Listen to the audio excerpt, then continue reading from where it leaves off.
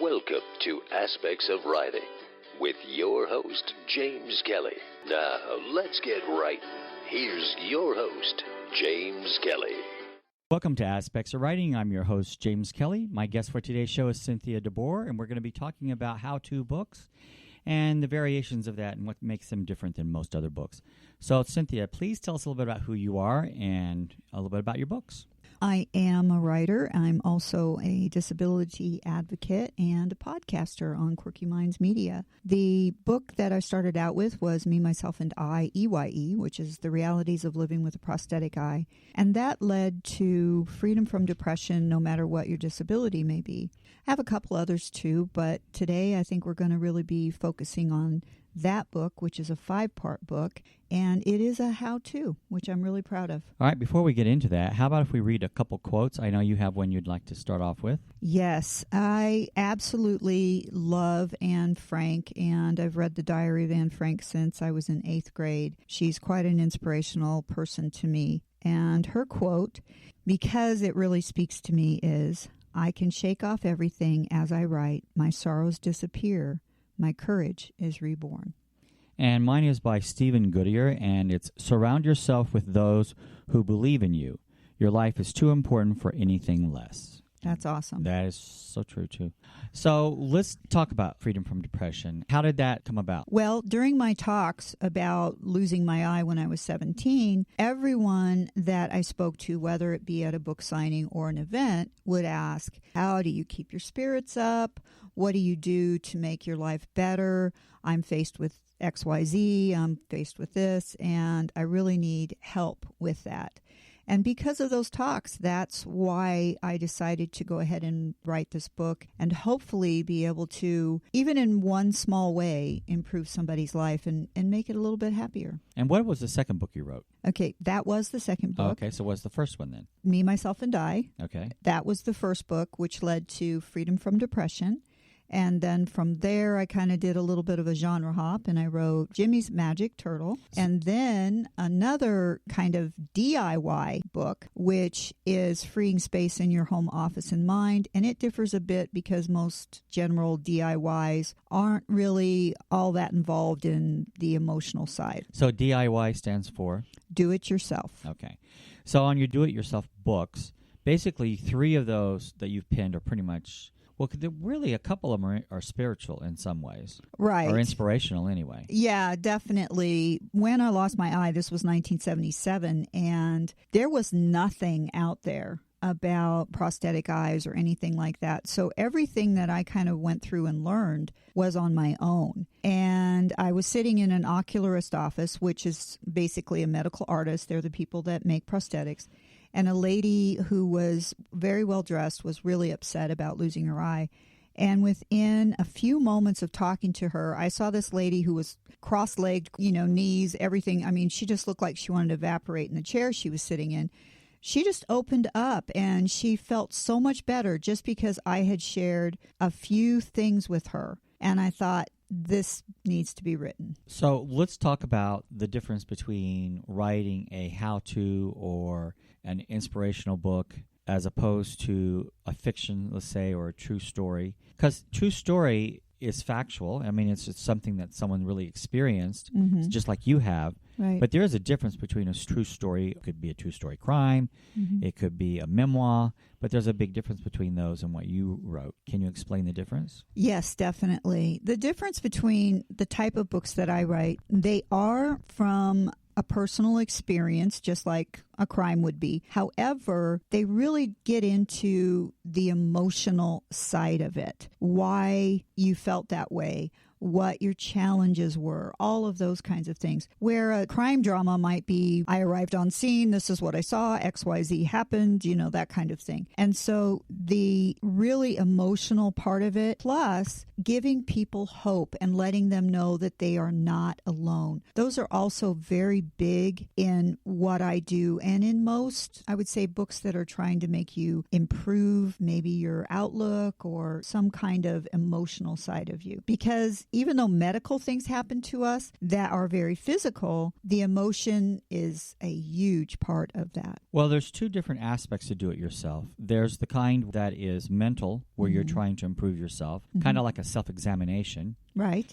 And then there's also the do-it-yourself where someone's trying to show you how to build a deck or construct a boat or whatever. So, there's different types of do-it-yourself, and this is just one avenue of do-it-yourself when it comes to self-examination. And really is. That's what it is. It's self-examination. It is, and it's trying to figure out why we do things. I think that that's a big part of it, is people are told do A, then B, then C. But if they're not told why maybe they get stuck at B, what the emotion is that prevents them from excelling, that's where they're going to stay. And to me, those type of self-reflection type books, they need that information so that people understand, okay, I get why I'm stuck here. When I talk about the freeing space in your home office and mind, a lot of people can't get rid of certain things because Grandma Sue gave it to them or whatever. And we discuss things in that book about how you would go about it to save the memory, not hurt the person's feelings, and still be able to create a better life for yourself.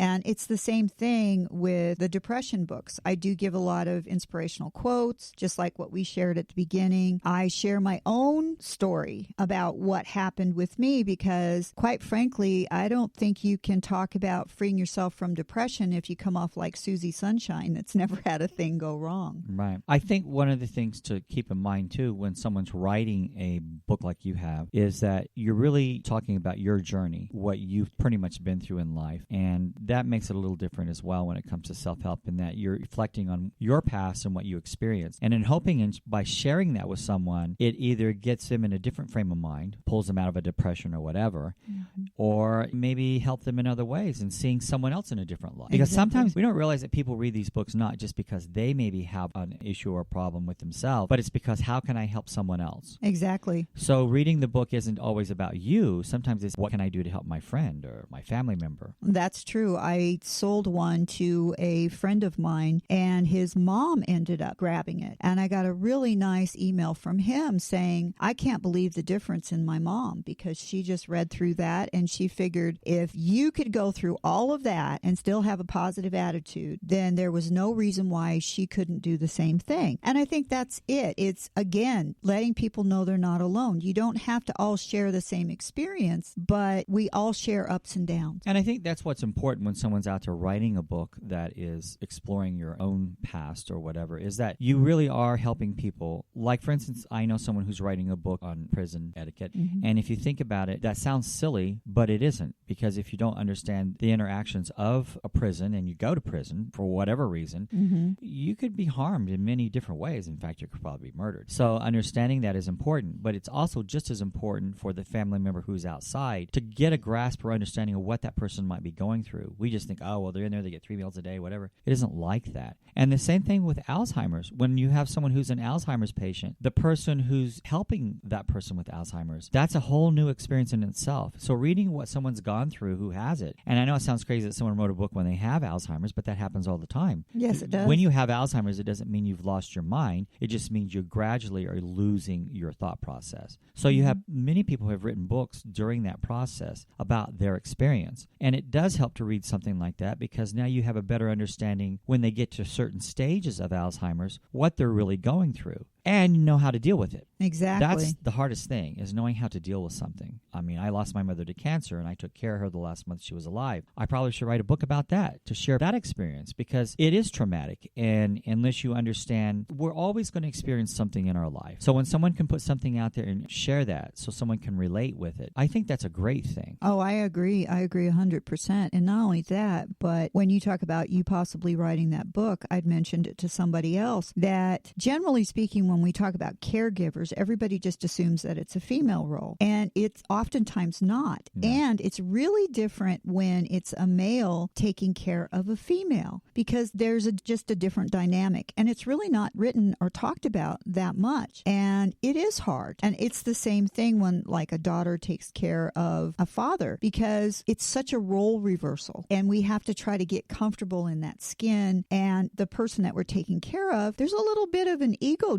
bruising there because they're always the one that took care of us, and now it's reversed. Well, and inhibitions. Exactly. I used to go back to the exam room with one senior I took care of because I knew that she would never tell the doctors exactly what she was experiencing, and I had to hear it every day. So I would always go back to the exam room, and it's embarrassing when you go back there with them because especially if the doctor's doing an exam. But in this particular person's case, if I didn't go back there, she would not tell them what was going on. Well, I experienced something kind of similar with that. My mom also died of cancer, and I was with her at all the chemo, radiation, doctor visits, and everything else. And what would happen in her case, God love her, was that when we would get home, she would call my sister and my brother and my daughter and my dad. But what she did is she told everybody a different story. Right. Well, that's the same way with going to the doctor. Yeah, you're not as honest with the doctor. Yeah, she told them what she thought they wanted to hear, and I'm sure what she hoped in her heart was going on. But then they would talk to me, and they'd ask me, and then I sounded like Miss Gloomy Gus over here, giving them the harsh realities of life.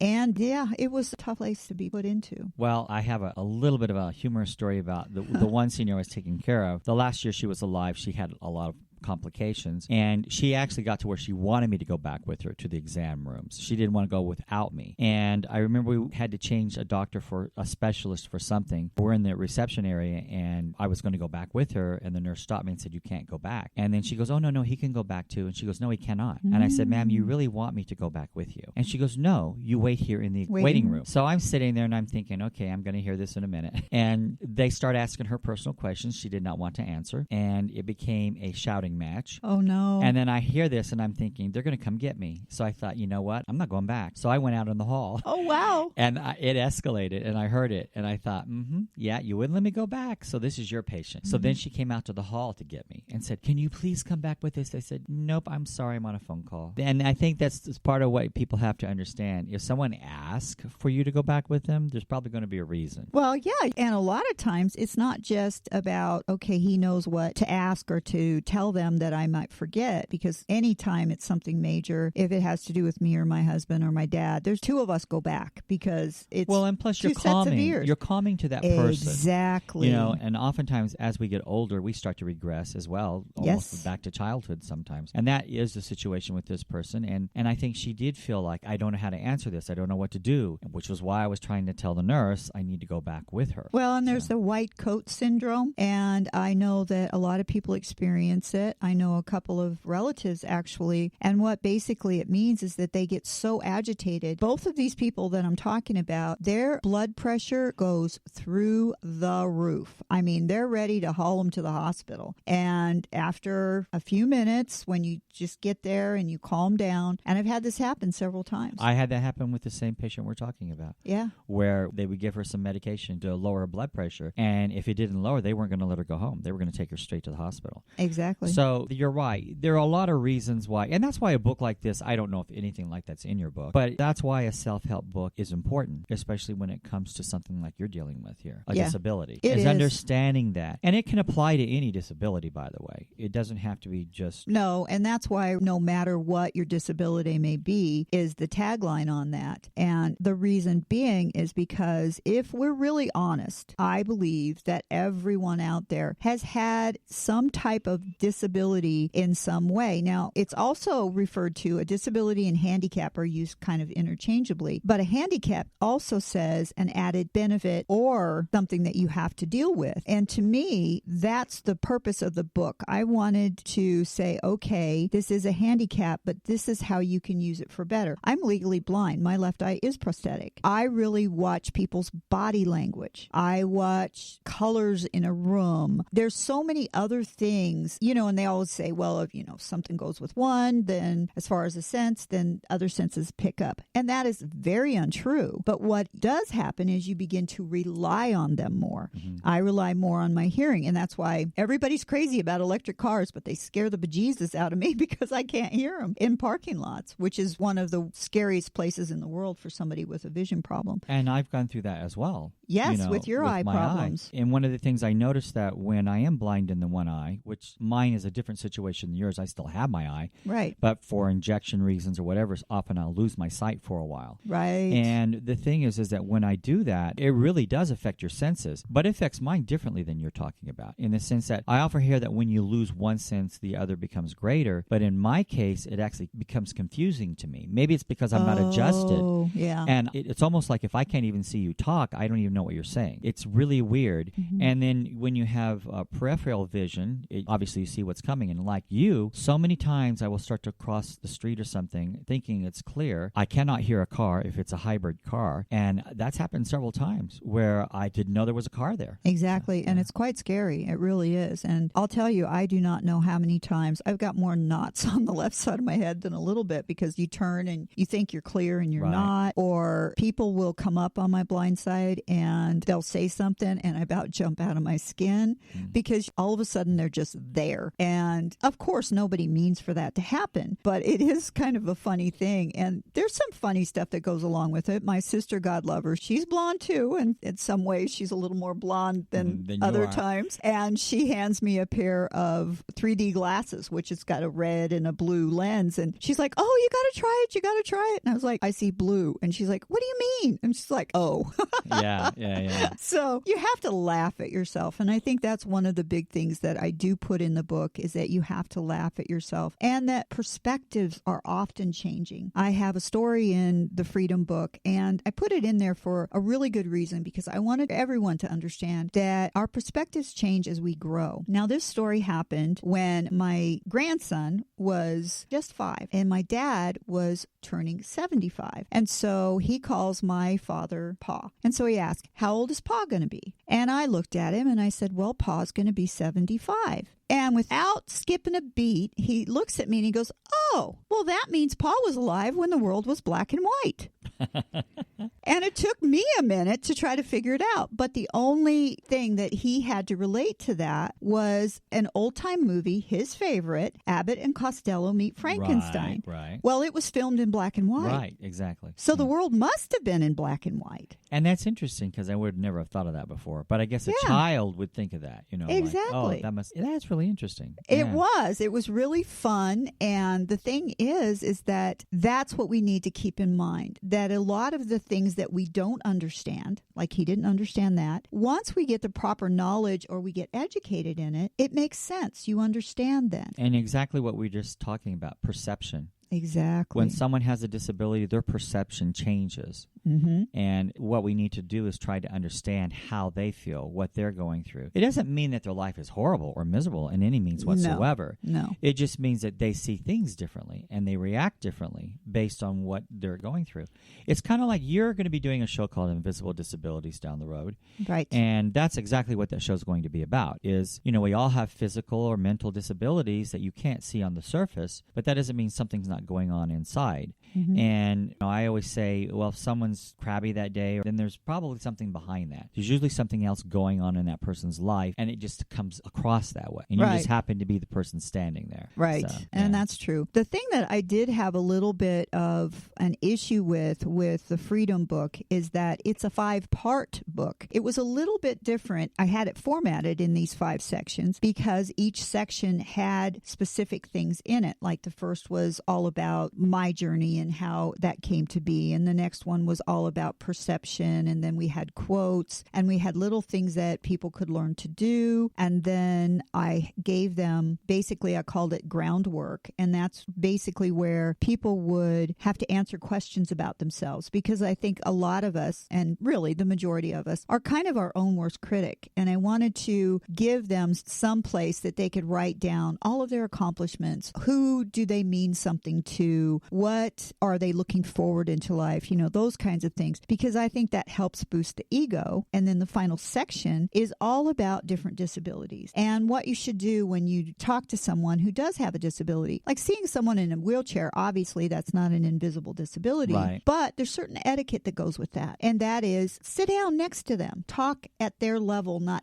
down to them. There's so many things that people don't understand. They don't understand what a white and red cane means. They don't understand what quote unquote legally blind means. It doesn't mean 100% in the black. Some are. Right, yeah. but not all. Not all. Right. But not all. Basically, the legal definition for legally blind is someone who, if somebody's 20/20 vision, they can see something 200 feet away. Mm-hmm. If you're legally blind, that means it has to be 20 feet before you can see it. So basically, for most people, being legally blind means their world shrinks. Right. You can't see that far. And again, those are things that I really wanted to enlighten people on. And like you said, it's not just for the person that's reading the book or the person that may be reading it for someone else. It's to enlighten everyone. Well, I think I told the story once of a friend of mine who had a brain tumor, and she had a 5-year-old. And every year they would go to the balloon races. And she would be the one who would help hook up the trailers to the cars or trucks or whatever they were to haul the baskets around. And after one event, she wasn't using her cane because her 5-year-old was with her. Right. And he was always... Side. Yeah. And he always had her hand. So when this one guy whom they had known for several years, they're getting ready to pack up, he says, Carolyn, I need you to back the station wagon up so I can hook the trailer on. And she's going, well, I don't think I can. And he's going, well, I just need you to back it up. And she goes, but you don't understand. And he's going, what's the problem? I just need you to back it up.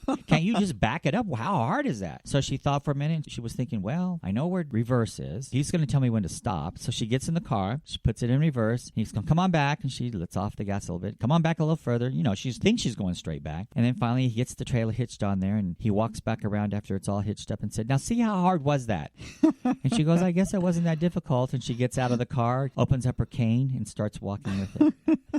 So there again, stop and listen too. Listen to what someone's trying to tell you. There might be a reason they're telling you something. Exactly. So. That's funny. The other thing that I really like, there's a couple of things about talking to people that have a hearing problem, and that is not everybody that has a hearing issue, number one, wears or can even use hearing aids that would help them. Not everyone can read lips or know sign language. Right. So it's really important to literally stay eye to eye and speak in not a shouting voice, but a little bit louder. When I use my cane, you would not believe the number of people that yelled at me. Because they think your hearing's bad too. Yeah, or they think it's just going to get through better. It's kind of like when we don't understand a foreign language, we'll always speak a little bit louder. Yeah. And it's hilarious. And it's like, okay, well, these are fine. My ears are good. Let's kind of keep them that way. Mm. So it's kind of interesting, the differences. And it's because people don't understand. And then immediately somebody's going to get ticked. Either they're going to get upset or embarrassed because they don't understand. So I think that that's really a major part of my goal, is to really let people know things. Well, I want to talk a few minutes about the inspirational quotes that you use. I interviewed someone yesterday. Her name is Tara Vernick, and she's inspired to write a book now on the fact that she was posting quotes at work. And I think she worked in human resources, and they started using her quotes, the company she worked with, which had 8,000 employees, and they found that that was beneficial to the employees. And then people outside that company started saying, can you send us these inspirational quotes that we can use possibly for our employees to motivate them and encourage them? And now she's going to be turning that into a book. So inspirational quotes, which is really what we just did in the beginning of the show, really. Right. It's just a quote from someone, and it's a different outlook on life, or a way we might want to perceive it, or how we can handle life in a different way. And I think that's an important part of what you write when it comes to like Freedom from Depression or any of the other book. When you're trying to inspire someone, read into what other people have. That's what the quote is. It's an experience they've had or a perception they have of life and how to handle it. What I really like about inspirational quotes is, like I said, one of my favorites is from Anne Frank. And I mean, seriously, this was written in the 1940s. And a lot of the quotes that we re-quote are timeless. And I think that also is a really big thing to me, because it lets us know that just because we live in 2021 doesn't mean that people in the 1920s weren't feeling the same. And a lot of these quotes, like I said, they're from way back when, even Bible times, that we can still